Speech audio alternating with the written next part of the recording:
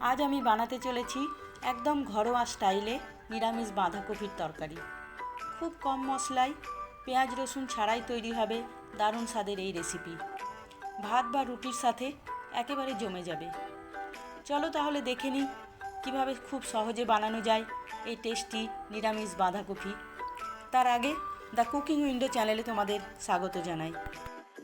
দেখো, এখানে বাঁধাকপিগুলো আমি ছোট ছোট করে কেটে ধুয়ে পরিষ্কার করে নিয়েছি, জলটা ঝরিয়ে নিয়েছি এইভাবে ঝুড়িতে রেখে।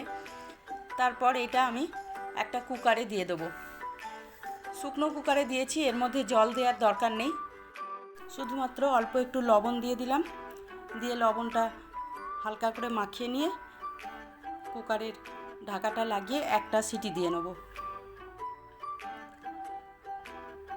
তারপর এদিকে কড়াইয়ে তেল বসিয়েছি, তার মধ্যে 5 ফোড়ন দিয়ে দিলাম। তারপর একটা আলু ডুমো ডুমো করে কেটে রেখেছিলাম, সেই আলুটা তেলের মধ্যে দিয়ে একটু ভেজে নেব। আর আলুটাতে সামান্য একটু হলুদ দেব, দিয়ে আলুটা ভাজবো। আর দেখো, এখানে একটা টমেটো কেটে রেখেছিলাম, সেই টমেটোটাও দিয়ে দিলাম। টমেটোটাও আলুর সঙ্গে আমি ভেজে নেব। আর এখানে একটু 1 চামচ মতো আদা গ্রেট করে রেখেছিলাম, সেই গ্রেটেড আদাটা দিয়ে দিলাম। আবার সামান্য একটু হলুদ দিলাম, আর একটু কাশ্মীরি লাল লঙ্কা গুঁড়ো দিলাম, আর দিলাম একটু জিরে গুঁড়ো 1/2 চামচ মতো। তারপর এই সব মশলাগুলো আলুর সঙ্গে টমেটোর সঙ্গে একটু ভেজে নেব। ভেজে খানিকটা ঢাকা চাপা দিয়ে রেখে দেব। টমেটোগুলো গলে যাবে আর আলুটাও বেশ একটু নরম হবে।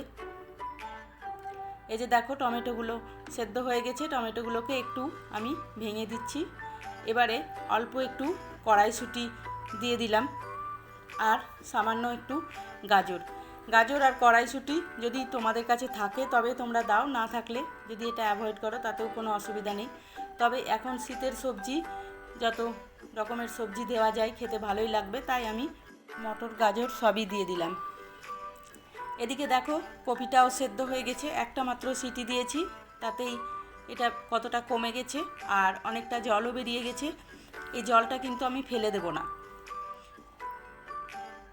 আর এটাও খানিকক্ষণ ঢাকা দেওয়ার পর আলুটাও বেশ নরম হয়ে এসেছে, মশলাটাও ভাজা হয়ে গেছে। এখন আমি ওই সেদ্ধ করে রাখা বাঁধাকপিটা এর মধ্যে দিয়ে দেবো। বাঁধাকপির জল সমেতই দিয়ে দেবো, যে জলটা কপি থেকে বেরিয়েছে, কোনো বাইরের দেওয়া জল নয়, এটা কপিরই জল, সেই জন্য এটাও আমি এর মধ্যে দিয়ে দিলাম। তারপর এগুলোকে সবকে খুব ভালো করে মিক্স করে নিয়ে এটাকে একটু আবার ঢাকা চাপা দিয়ে রেখে দেব। আলুটা কপিটা একদম সেদ্ধ হয়ে যাবে তার জন্য। আর এদিকে দেখো, কিছু গোটা মশলা নিয়ে নিয়েছি। এখানে একটা তেজপাতা, এলাচ, লং, একটা শুকনো লঙ্কা, দারচিনি, জিরে আর ধনে। তারপর এটা আমি দিয়ে দেবো একটা প্যানে, দিয়ে এটাকে হালকা আমি ভেজে নেব। তেজপাতাটা একদম ছোট ছোট করে দিলাম, তাহলে ভাজতে সুবিধা হবে। আর একটু গোলমরিচ দিতে ভুলে গেছিলাম, 2-4টে গোলমরিচও দিয়ে দেবো। দিয়ে এই মশলাটা আমি সুন্দর করে ভেজে নেব। গ্যাসটা কমিয়ে অল্প আঁচে একটু সময় ধরে বেশ লাল লাল করে ভেজে নেব। বেশ একটা সুন্দর গন্ধ এসেছে, এবার এটা নামিয়ে রেখে দেবো। মশলাটা ভাজতে ভাজতে এদিকে দেখো, আলুটা কপিটাও পুরো সেদ্ধ হয়ে গেছে। এবার আমি গ্যাসটা বাড়িয়ে দেবো, বাড়িয়ে দিয়ে এটাকে সুন্দর করে ভেজে নেব। জলটা একদম শুকিয়ে নেব, তাহলে বেশ সবজিটা মাখো মাখো হয়ে যাবে। দেখো, নেড়ে চেড়ে এই সময় একটু বেশ ভালো করে ভেজে নিলে কপির গন্ধটাও চলে যাবে। তারপর ওই যে মশলাটা আমি করেছিলাম, সেই মশলাটা একটু দরদরে করে পিষে নিয়েছি। হাম্বলদিস্তাতেও পিষে নিলেও হবে বা মিক্সিতে একটু ঘুরিয়ে নিলেও হবে। আমি অল্প মিক্সিতে ঘুরিয়ে নিয়েছিলাম, তারপর সেইটা 1 চামচ দিয়ে দিলাম।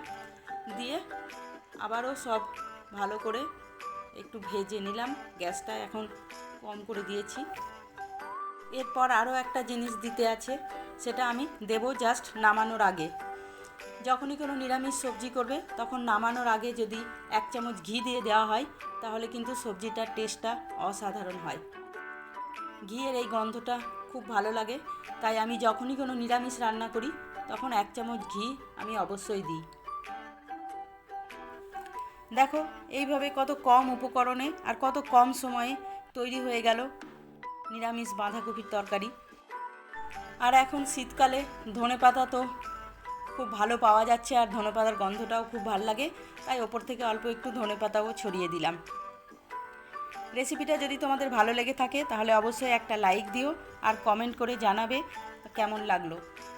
নতুন নতুন নিরামিষ ও ঘরোয়া রেসিপি পেতে চ্যানেলটা সাবস্ক্রাইব করে পাশে থাকা বেল আইকনটা অন করে রেখো, তাহলে যখনই নতুন কোনো রেসিপি দেবো তোমাদের কাছে নোটিফিকেশান চলে যাবে।